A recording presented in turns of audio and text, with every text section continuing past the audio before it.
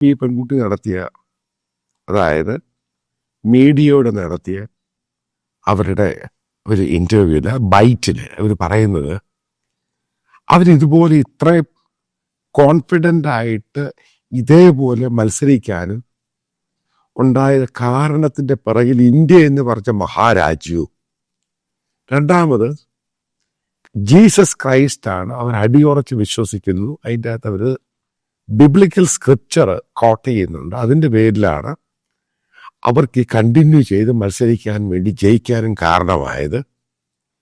കടുത്ത രീതിയിലുള്ള ദ്രോഹങ്ങൾ, പല രീതിയിലും അവരെ തളർത്താനും അവരുടെ കുടുംബത്തെ തളർത്താനും ശ്രമിച്ചിട്ട് പോലും അതിൽ നിന്നുമെല്ലാം കരകയറി സർവൈവ് ചെയ്ത് ഇതേപോലൊരു മുഹൂർത്തത്തിൽ ഇന്ത്യയെ വിജയിപ്പിക്കുവാൻ കഴിഞ്ഞു എന്നതാണ് അവർ കാണുന്ന, ആ പെൺകുട്ടി കാണുന്ന ഏറ്റവും വലിയ ഒരു പ്രോജക്റ്റ് ചെയ്ത് സത്യമായിട്ട് ജനങ്ങളുടെ മുമ്പിൽ പറയുകയും അത് സോഷ്യൽ മീഡിയ തരംഗമായിട്ട് വരികയും ചെയ്തു. അതായത് കറക്റ്റ് 1 വർഷം മുമ്പ് ഇതേ പെൺകുട്ടി തന്നെ, കാരണം ഇവർ സ്റ്റേറ്റിനും നാഷണലിലും ഒക്കെ കളിച്ചവരാണ്, അതിൻ്റെ പേരിൽ ഓണററി മെമ്പർഷിപ്പ് കൊടുക്കും.